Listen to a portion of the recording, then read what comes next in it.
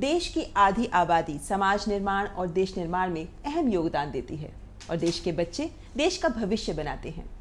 महिला और बच्चों के कल्याण की बड़ी जिम्मेदारी है महिला और बाल विकास मंत्रालय के कंधों पर। हमारे साथ हैं आज महिला और बाल विकास मंत्री श्रीमती मेनका संजय गांधी।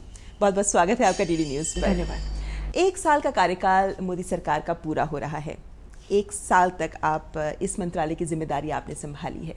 आपको क्या लगता है कि सबसे बड़ी उपलब्धि इस 1 साल में इस मंत्रालय की क्या रही? जब मैं आई थी तो बहुत कम काम किया गया था, तो मैंने सोचा एक ऐसे कोई ढांचा बनाए जिसमें कुछ चीज़ें एकदम से हो जाएं, कुछ चीज़ें हो जाएं जो लंबा चले। और पहली दफ़ा जब से ये मंत्रालय बनाए एक हम लोग ढांचा बनाए, क्योंकि ढांचा था भी नहीं, कभी कुछ कर लिया, कभी कुछ कर लिया, कुछ नहीं भी कर लिया। तो if you had to ask me what is the main उपलब्धि, I can tell you 100 programs, but the main thing is that we made a parameter, we made a framework कि अब कोई भी आए या जाए, this ministry औरतों को और बच्चों के लिए, औरतों के लिए और बच्चों के लिए काम करेगी। यानी बिट्स एंड पीसेस में पहले काम होता था, अब एक व्यवस्था बन गई है। हाँ, व्यवस्था भी, और पहले नहीं भी होता था, या नीजक रिएक्शन होता था। कोई एक रेप हो गया तो बस भागे फिरे दौड़े कि क्या किया जाए उसके लिए, या एक किसी ने शिकायत कर ली तो बस सब लोग उसके पीछे लग गए, एक मर्डर हो गया तो बस सब लोग उसके पीछे लग गए। लेकिन कोई व्यवस्था नहीं थी कि सिस्टम अपने आप काम करे, और सिस्टम अपने आप भी, और क्या इम्पोर्टेंट है इसका कोई डेफिनेशन भी नहीं था कि हम क्या करेंगे। आखिर बच्चों में सबसे इम्पोर्टेंट क्या है? मैल न्यूट्रिशन। अगर बच्चे के स्वास्थ्य ठीक नहीं है तो फिर स्कूल वूल तो सब बाद में आता है, पहले तो उसके शरीर को हम देखें। उसकी शरीर को अगर देखना है तो सबसे पहले औरत की शरीर को देखें। औरत की शरीर को देखना है तो सबसे पहले देखें कि शादी उसकी कब होती है। वो देखना है तो पहले देखें कि उसका डाउरी ना हो जाए। डाउरी की व्यवस्था में हम लोग कुछ ना कुछ डेटरेंट लगा दें। अगर उसको पैदा करना है तो हम उसकी प्रोफाइल इतना बड़ा कर दे कि लोग खुश हों कि लड़कियों को पैदा करें, नहीं तो औरत भी नहीं बने, लड़की भी ना बने। तो सब कुछ एक के पीछे एक के पीछे एक पीछे, जैसे ताशों का एक घर बनाओ, एक को गिरा दो सब गिरता है। लेकिन जब हम देखते हैं कि महिलाओं की अगर हम बात करें तो जो पीड़ित महिलाएं होती हैं समाज में, हर जगह हम सब तमाम देशों में देखते हैं कि सपोर्ट सिस्टम बड़ा स्ट्रॉन्ग होता है। हमारे देश में भी इन महिलाओं को सपोर्ट देना ये मंत्रालय की एक बड़ी जिम्मेदारियों में से एक है। वन स्टॉप सेंटर्स की बात हुई है कि ये बनाए जाने चाहिए, इसमें कहाँ तक आगे प्रगति हुई है? जो हमारा पहला सेंटर है वो इस महीने के आखिरी हफ्ते में तैयार हो जाएगा। हमने शुरू किया है रायपुर से, और इस साल के अंत तक हम लोग बना देंगे कई सौ। और मेरा लक्ष्य यही है कि हर डिस्ट्रिक्ट में एक हो जाए। ये एक सपोर्ट सेंटर है, बाकी सपोर्ट सेंटर है व्यवस्थाएं लोगों के मन बदलने का। अब बेटी बचाओ बेटी पढ़ाओ का मैं थोड़ी सी बात करना चाहूँगी। जी ज़रूर। जब हमने शुरू किया था तो मुझे मालूम नहीं था कि कहाँ तक ये दौड़ेगा या चलेगा, क्योंकि इसमें कोई पैसों की ज़रूरत नहीं थी, हालांकि हमने पैसे डाले। इसमें मन बदलने वाली ज़रूरत थी और एक सख्तीपन की ज़रूरत थी। तो हमने शुरू किया रेडियो पर जिंगल्स, टीवी पर कुछ डालना। हमने शुरू किया 100 जगहों को ले करके डीएम्स को बुला करके उनको ट्रेनिंग देना, उनके लोगों को ट्रेनिंग देना कि क्या चाहते थे। और फिर प्रोग्राम को हमने इतना साधारण बनाया, क्योंकि सरकारी प्रोग्राम अक्सर इतने कॉम्प्लिकेटेड होते हैं कि कोई कर नहीं पाता, तो हमने उनको साधारण बनाया। सबसे पहले मुझे चाहिए था कि सारी डिलीवरी अस्पताल में हो। दूसरा कि अगर कोई पहले शादियां हों बच्चों की तो वो कोई ना कोई हमको शिकायत करे। तीसरा कि अगर कोई लड़की पैदा होती है गांव में तो उसका हम लोग ढिंडोरा पिटवा करके उस बच्चे को वेलकम करें। ये 3 चीज़ों का हम लोगों ने शुरू में किया था। और अब क्या हुआ है उसका नतीजा? शुरू हुआ था फरवरी में और अभी मई चल रहा है, तो 4 महीनों में ये हुआ है जो अजीब लगेगा, लेकिन है एक उपलब्धि। वो ये है कि बहुत सारी लड़कियां अनाथ आश्रमों में पहुंच गए इन 100 डिस्ट्रिक्ट्स में। अच्छा। अब आप कहेंगे ये तो बहुत हॉरिबल चीज़ है। हाँ। बच्चे अनाथ आश्रम, लेकिन ये वही बच्चे थे जो कत्ल किए जाते थे पहले। ओह अच्छा, तो बेटी बचाने का काम तो आगे बढ़ा है। बेटी बच तो गई, अब पढ़ाई तक हम लोग ले जाएं। बिल्कुल बिल्कुल। आपने जो ये लेकिन काम किए हैं, अब जैसे कि अमृतसर में 1 महीने में 89 लड़कियां पहुंच गई अनाथ आश्रम में, लेकिन जो खुशी की बात यह है कि 1 महीने के अंदर अंदर वो सब अडॉप्ट भी हो गई। अच्छा, ये तो एक बड़ी उपलब्धि है। Both of them combined. तो इसका मतलब है कि हमारे जो 100 डिस्ट्रिक्ट्स जो हमने चुने, जो सबसे खराब डिस्ट्रिक्ट्स थे, जो रेशियो 800 प्लस था टू 1000, वो डिस्ट्रिक्ट्स में 100% इंस्टीट्यूशनल डिलीवरी हो रही, जो कभी नहीं हुआ है 60 साल में। तो ये अगर 4 महीने में हमारे डीएम्स ने किया है तो ये बहुत बड़ी चीज़ है। जी बिल्कुल। इनफैक्ट देश के कुछ गांवों का मैंने भी दौरा किया अभी पिछले महीने में ही, जिसमें हमने देखा कि ज़मीन पर भी लोगों की सोच में एक बदलाव आना शुरू हो गया है। ये आह्वान एक बहुत बड़ी चीज़ है कि बेटी को बचाना है और अब उसको पढ़ाने की मुहिम को आगे बढ़ाना है। लेकिन साथ ही साथ हम ये भी देख रहे हैं मेनका जी कि जिस तरीके से जागरूकता बढ़ रही है, जिस तरीके से हम कानूनों को सख्त भी कर रहे हैं, उस सबके बावजूद महिलाओं के खिलाफ अपराधों में कमी नहीं आ रही, वो लगातार बढ़ रहे हैं। ये हिंदुस्तान में ही नहीं, पूरे दुनिया में ये प्रॉब्लम है। You know, it seems as there is a silent battle between the sexes going on all the time. क्योंकि इसमें अगर अपराध, अगर आपका सेक्सुअल नेचर है तो ये हमेशा सेक्सुअल होता नहीं है। 10%, 5% सेक्सुअल है, 95% जो है वो पावर है। मैं तुमसे ज़्यादा ताकतवर हूँ, मैं दुनिया से हारा हूँ, तो मैं अपने से कमज़ोर को ढूंढ करके उसको मारना चाहता हूँ। जानवरों पर, बच्चों पर, औरतों पर ये अत्याचार मर्द करते ही हैं। और क्यों करते हैं? क्योंकि अपने आप इतने फ्रस्ट्रेट हैं, अपने आप इतने दुखी हैं कि अपने से कमज़ोर ढूंढते हैं। तो सोच बदलना ज़रूरी है, एटीट्यूड सोच बदलना। अच्छा, अब आप ये पूछिए या आप कहेंगे कि कल हमारी बात हो रही थी एक स्वीडन के एम्बेसडर से, और उन्होंने कहा कि ये हिंदुस्तान बहुत मशहूर हो गया है रेप के लिए। तो मैंने उनको ये बताया कि स्वीडन के जो फिगर्स हैं या अमेरिका के जो फिगर्स हैं रेप के, वो हमसे 10 गुना ज़्यादा है। लेकिन फ़र्क इतना है कि हमारी मीडिया ज़ीरो टॉलरेंस करती है रेप के साथ। तो जब भी कोई रेप होता है, कहीं दूर दूर में, कहीं गांव में होता है, तो अखबारों में फ्रंट पेज पर आता है। उनके यहाँ इतने होते हैं कि वो उब गए हैं। भाई आए नहीं आए, इट्स नॉट न्यूज़, पुलिस देख लेगी, कोई और कर लेगा।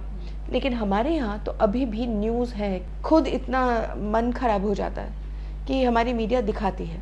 अब इस दिखाते दिखाते दिखाते दिखाते वेस्ट ने इसका फ़ायदा उठा करके कह दिया, ओ हाय इतना ज़्यादा हो रहा है। एक और बात, जैसे अरुणा शानबाग की मौत के बाद भी ये मामला बहुत उठा कि क्या हमें रेप केसेस में नियमों में और सख्ती लानी चाहिए, क्या हमें त्वरित कार्रवाई करनी चाहिए। इस बारे में आपको लगता है कि हाँ सोच ज़रूरी है, क्योंकि सिर्फ 7 साल की सज़ा उस व्यक्ति को जिसने किसी का तो पूरा जीवन बर्बाद कर दिया। अरुणा शानबाग का केस जो बहुत ही अजीब था, वो था उन दिनों में सोडोमी जो है वो पहचाना नहीं जाता था एज रेप। तो जब उनको टेस्ट किया गया था वो अभी भी वर्जिन थी, तो इसलिए उसके ऊपर रेप केस लगा ही नहीं। उसके ऊपर चोरी का केस लगाया, और चोरी का केस में उसने वो एक माला चुरा लिया, अटेम्प्ट टू मर्डर, क्योंकि मरी नहीं थी। तो उसमें हल्के फुल्के में वो निकल बच गया। अब अगर आज ये होता तो अब तो कानून बहुत सख्त है, और you know rape is rape and it as it should be. प्रधानमंत्री ने स्किल डेवलपमेंट को एक नारा बनाया है कि हमारे देश को स्किल्ड होना चाहिए, और खासकर महिलाओं की अगर हम बात करते हैं तो उनमें तो कौशल विकास और भी ज़रूरी है, क्योंकि उन्हें आत्मनिर्भर बनने की दिशा में ये एक अहम कार्य हो जाता है। महिला और बाल विकास मंत्रालय भी स्टेप जैसी योजनाएं आगे बढ़ा रहा है, इसमें हम कहाँ आगे तक पहुँच पाए हैं? स्किल डेवलपमेंट बहुत बहुत बहुत ज़रूरी है। अगर आप मुझे एक चीज़ दे देते करने के लिए कि अच्छा और कुछ मत करो, ये करो, तो मतलब एक चीज़ करो, तो मैं यही कर लेती। औरत बहुत पावरलेस होती है, उसके पास कोई ताकत नहीं है, क्योंकि 90% औरतों को कुछ बनाना नहीं आता है, कुछ मतलब, और ना उनके पास कॉन्फिडेंस है। तो अगर हम उनको, अच्छा दूसरा जो हम लोग सिखाते आए हैं अभी तक, वो ये है कि गांव से बाहर जा कर के कहीं नौकरी कर लो, रीडिंग एंड राइटिंग कर लो, अंग्रेज़ी सीख लो, टाइपिंग कर लो। इसमें कौन औरत क्यों बाहर जाए? उसने अपने बच्चों का भी देखभाल करना है, घर भी चलाना है, खेतों को भी देखना है, और उसके ऊपर से भी कमाना है अगर कमाना चाहे। तो अगर हम कर सकते थे तो हम गांव में करना चाहते थे। इसलिए स्टेप में हमने शुरू किया है कि हम बहुत सारा पैसा देंगे अगर आप 200 रूरल विमेन को उठा लें, और 200 रूरल विमेन को आप सिखाएंगे ही नहीं, आप मुझे ये बता दें कि उनको आप फिर सिखाने के बाद उनको नौकरियां या आमदनी कैसे मिलेगी, तो मैं आपको पैसा दूंगी। तो इसमें 4,300 NGOs ने अप्लाई किया। मुश्किल तो ये है कि करीबन 3,500 तो फेक निकले, लेकिन आहिस्ते आहिस्ते से अच्छे वाले आ जाएंगे। जब उनको लगता है कि सरकार सीरियस है तो अच्छे वाले NGOs भी सीरियस है, क्योंकि इस देश में अच्छे NGO सरकार के पास नहीं जाते हैं क्योंकि वो घबराते हैं 10 दफ़ा जाना पड़े, 10 दफ़ा फाइलें देखना पड़े, सालों साल के लिए लटकाए जाएंगे, रिश्वत उनसे मांगा जाएगा, तो इसलिए आदत छूट गई है। ये बहुत एक अहम पहल की है आपके मंत्रालय ने, ये जानने के लिए कि कौन से NGOs फेक हैं, सही NGOs को ही फंड दिए जाने चाहिए। लेकिन जब हम गांवों की बात करते हैं, क्योंकि महिलाओं का स्तर अगर हमें भारत देश में सुधारना है तो गांव की महिलाओं का स्तर सुधारना बहुत ज़रूरी है। और हम ये लगातार देख रहे हैं मेनका जी कि गाँवों में जो ज़मीनी कार्यकर्ता है, जैसे आंगनबाड़ी कार्यकर्ता हैं, उन पर बहुत बड़ी जिम्मेदारी है, क्योंकि सरकार की योजनाओं को वो पहुँचाते हैं उन तक, उन्हें महत्व दिया जाए, उन्हीं की भी पहचान मिले। इसको लेकर मंत्रालय कितना गंभीर है? I agree with you. हम लोग इनको पिछले 20 या कितने 40 साल से 3,000 रुपये देते। अब 40 साल 30 साल पहले तो 3,000 रुपये बहुत ज़्यादा होता था, अब मुश्किल है। लेकिन जो फाइनेंस कमीशन ने जो पैसा दिया है स्टेटों को, अब स्टेटों को भी जिम्मेदारी लेनी पड़ेगी।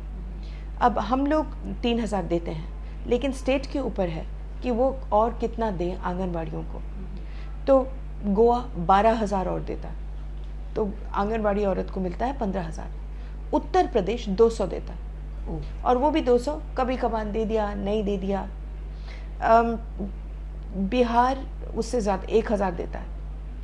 तो इस तरीके से वेरी होता है। अब आंगनबाड़ी का की जो जिम्मेदारी है वो है गर्भवती औरत को खिलाना, बच्चे को खिलाना, जो शिशु मतलब 0 से 2 तक, और मेल न्यूट्रिशन बेबी को अस्पताल तक पहुंचाना, और जो क्रैश लगाना, जिसमें से जो औरतें काम कर रही हैं वो बच्चे अपना छोड़ सकती वहाँ। ये इन्होंने बहुत सालों के लिए ये नहीं किया, अपना ना धर्म निभाया ना जिम्मेदारी निभाई, और उनकी गलती पूरी नहीं है। सबसे पहले बहुत सारी जगहें सुपरवाइजर्स की खाली है। दूसरा, इनको कोई ट्रेनिंग नहीं मिला, और ज़्यादातर 5वीं जमात पास, 6वीं जमात पास, आपने कभी ट्रेनिंग नहीं दिया, कभी आपने उनसे हिसाब नहीं लिया। कभी कभार चेकिंग हो गई और आप देख लें 11 रजिस्टर्स एक को भरना है, अब रोज़ की रोज़ रजिस्टर भरेगी या खाना खिलाएगी। चौथा, आपने उनके ऊपर छोड़ दिया है कि ये 3,000 रुपये लेंगे, लेकिन इन 3,000 में उनको शहर खुद जाना पड़ता है खाना लाने के लिए। उनको आपने कोई व्यवस्था नहीं की है कि वो पकाएंगे। ज़्यादातर इनके पास कोई आंगनबाड़ी घर भी नहीं है गांव में, कहाँ क्रैश रखेंगे। आपने इनको डाइवर्ट करके कभी इलेक्शन में डाल दिया, कभी पर्चियाँ बांट रहे हैं, कभी VIP आ रहा है तो उसको सलामी कर रहे हैं। यानी कि कहीं ना कहीं पूरी व्यवस्था को ही बदलना और ठीक करना, दुरुस्त करना ज़रूरी है यहाँ तो अब हमने बहुत बड़ा प्लान बनाया है, और हम उसके लिए पैसे ढूंढ रहे हैं कि हम इनको ट्रेनिंग भी दे दें। हम इनको प्रधानमंत्री चाहते हैं कि सब के सब को डिजिटल पर हम लोग शिफ्ट कर दें, और कभी ना कभी तो हमको करना ही पड़ेगा। तो इनको अब 1 साल मुझे और लगेगा इनको डिजिटल शिफ्ट करने में, इनकी ट्रेनिंग करने में, ताकि ये अपनी जिम्मेदारी निभाए। बिल्कुल। National commission for women amendment act, ये एक ऐसी संशोधन है जिस पर कई सवाल भी खड़े हो रहे हैं। क्या ये अभी भी प्रायोरिटी है मंत्रालय के लिए? ये बहुत बड़ी प्रायोरिटी है, बहुत बड़ी, और ये प्रायोरिटी मंत्रालय की नहीं होनी चाहिए, देश में होनी चाहिए। ये कैबिनेट में पिछले 4-5 महीने से पड़ी है, और अगर जब ये इसका संशोधन होगा जी, तो ये बहुत रक्षा की चीज़ हो जाएगी। इस वक्त जो SC/ST कमीशन है, जो ह्यूमन राइट्स कमीशन है, जो दूसरे माइनॉरिटीज़ कमीशन है, ये अपने आड़ के अंदर जो लोग आते हैं उनकी रक्षा करते हैं, और लोगों को विश्वास है कि जब उनको पुलिस तंग करे, जब कोई और उनका रक्षक नहीं हो सकता, तो ये कमीशन उनकी रक्षा कर सकते हैं। नेशनल कमीशन फॉर वुमेन के पास ना ताकत है, ना उनके पास कोई व्यवस्था है जिसमें से वो औरतों की रक्षा करे।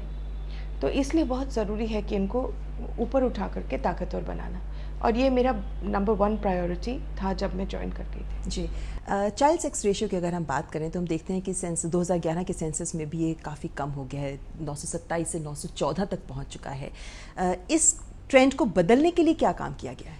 प्रधानमंत्री जी ने वही बेटी बचाओ बेटी पढ़ाओ कार्यक्रम जो शुरू किया, और उन्होंने फ़ौरन ही अनाउंस किया था पहले ही बजट में, और उसके लिए 100 करोड़ रुपए उन्होंने डाला था जी। तो हमने 100 जगह ले करके 1 करोड़ रुपए डाल करके, जैसे मैंने कहा कि ये हमारे सक्सेसफुल प्रोग्राम्स में से है, क्योंकि इसमें एकदम से एक बदलाव आ गया है इन 100 जगहों में। हम लोग हर हफ्ते हर महीने डीएम से बात करके पूछते हैं हम क्या कर सकते हैं। इसमें जो पहले लोग पकड़े जाते थे बताने के लिए कि लड़का है या लड़की, अब वो उस पर बहुत बदलाव आ गया इन 100 जगहों में। तो यानी ये उम्मीद कर सकते हैं कि अगर 100 जगह में बदलाव आया है तो पूरे देश में बदलाव आ सकता है। हाँ, अगले साल जब आप मुझे पूछेंगे तो आप खुद ब खुद पूछने से पहले आपको ये फिगर्स बदले हुए नजर आएंगे। जुवेनाइल जस्टिस एक्ट, किशोर न्याय विधेयक जो था, जिसको लोकसभा में पारित कर दिया गया लेकिन राज्यसभा में वो नहीं हो सका अभी, कितना महत्वपूर्ण है आपके ख्याल से ये विधेयक?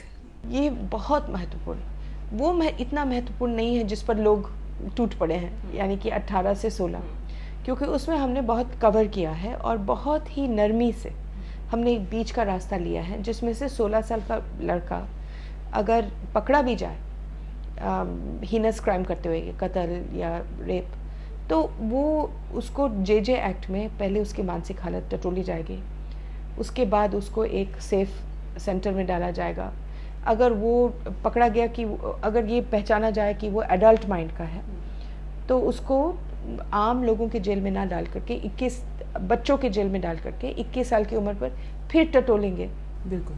तो ये इतना ज़िंदगी बदलने वाला नहीं है। बस ये है कि आजकल जो पुलिस वाले कहते हैं कि 16 साल के बच्चे क्राइम कमिट करते हैं और फिर फ़ौरन पुलिस स्टेशन में खुद पहुंच जाते हैं और कहते हैं हम 16 साल के हैं, वो उसमें एक डेटरेंट हो जाएगा।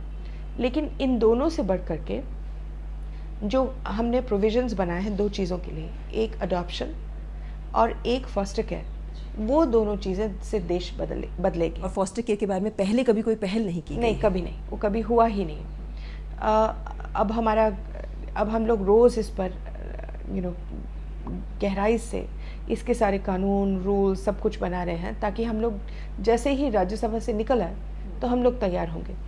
एक आसान सी चीज़ है, लोग चाहते हैं कि बच्चों को गोद ले लें। बहुत सारे बच्चे हैं जो हमारे होम्स में हैं, कोई 10 साल का है, कोई 8 साल का है, जो कोई गोद नहीं लेने वाला है। क्या ज़िंदगी भर में वो इन ऐसे होम्स में बैठे रहेंगे?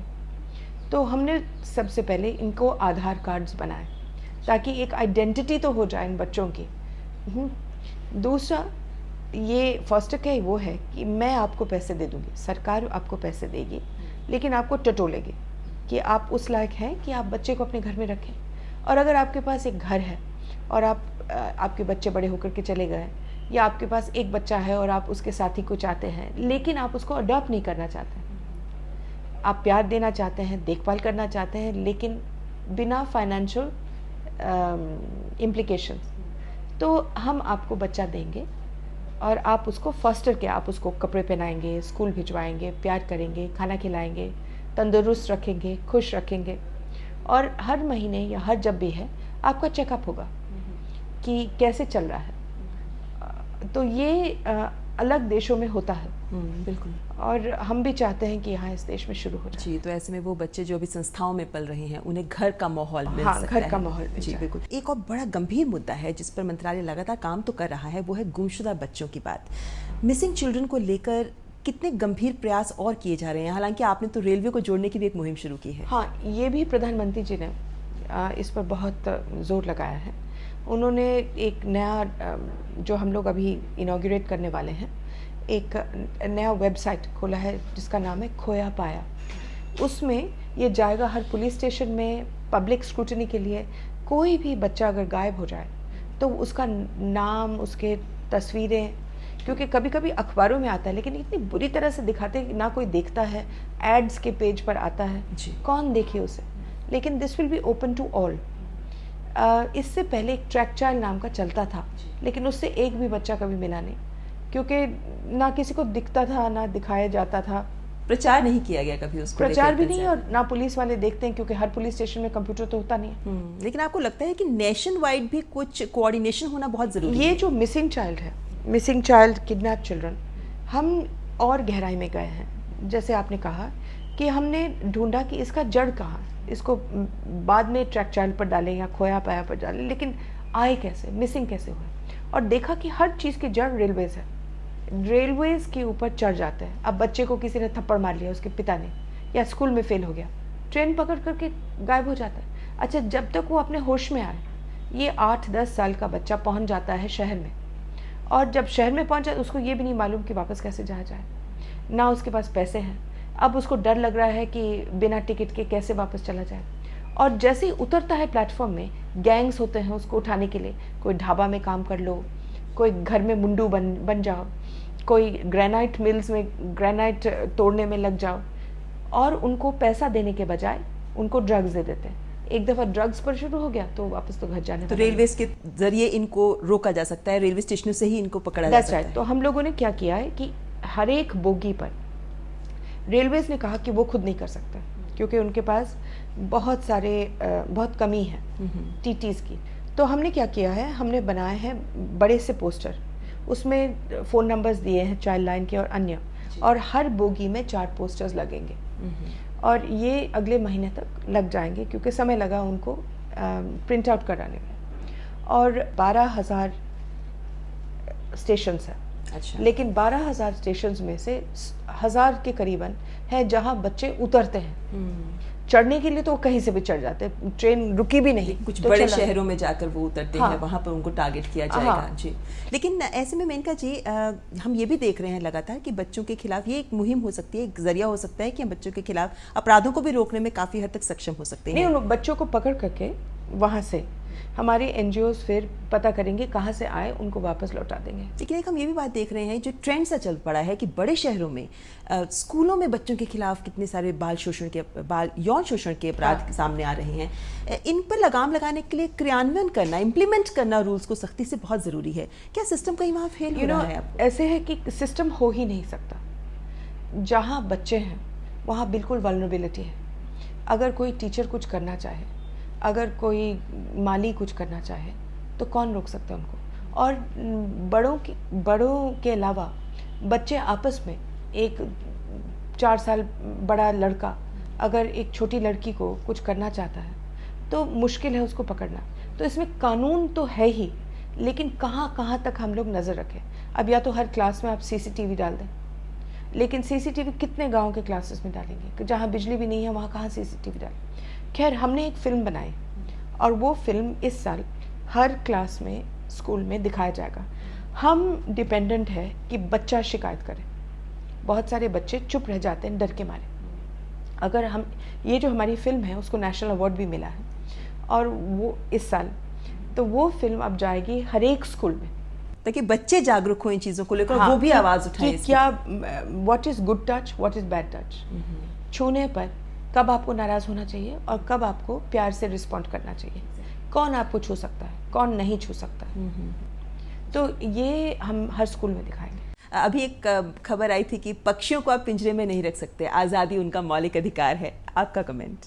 Long overdue. इसको अगर 100 साल पहले कर देते तो कितने लाखों करोड़ों चिड़िया बच जाते। बिल्कुल। अच्छा, आप एक राजनेता रही हैं, आप एक पत्रकार भी रही हैं, आप पर्यावरणवादी भी रही हैं, पशु अधिकारवादी भी रही हैं, लेकिन मेनका गांधी की असली शख्सियत क्या है? ये सब मिल मिला करके कोई औरत नहीं है इस देश में जिसमें 10 लोग ना बैठे हों अंदर। माँ भी है, बहन भी है, डॉटर भी है, काम करने वाली भी है, सोचने वाली भी है, लिखने वाली भी है, सब कुछ अगर मौका दो एक एक औरत को तो वो 10 चीज़ें कर सकती है। हम लोग मल्टीटास्कर हैं, मर्दों की तरह नहीं। ये बात तो मैं भी सहमत हूँ। और हर एक के अंदर एक फूल है जो खिलने के लिए तैयार है, बस मौका चाहिए।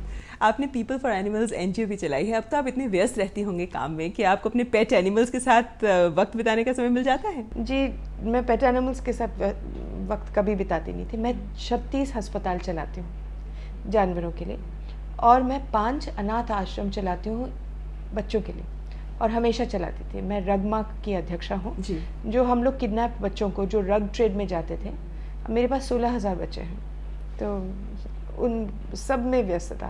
तो हम ये मान सकते हैं कि मंत्रालय ही नहीं बल्कि ये सारी ही चीज़ें ऐसी हैं जो आपका वक्त लेती हैं। ये सोचिए कि एक पूरी जिंदगी है। हमारी शुभकामनाएं आपके साथ हैं। हम पूरी उम्मीद करते हैं कि अगले साल जब आपसे मुलाकात होगी तो और बहुत सी उपलब्धियां हैं जो इस मंत्रालय के साथ जुड़ेंगी। रीड न्यूज़ से बात करने के लिए बहुत बहुत शुक्रिया। Thank you.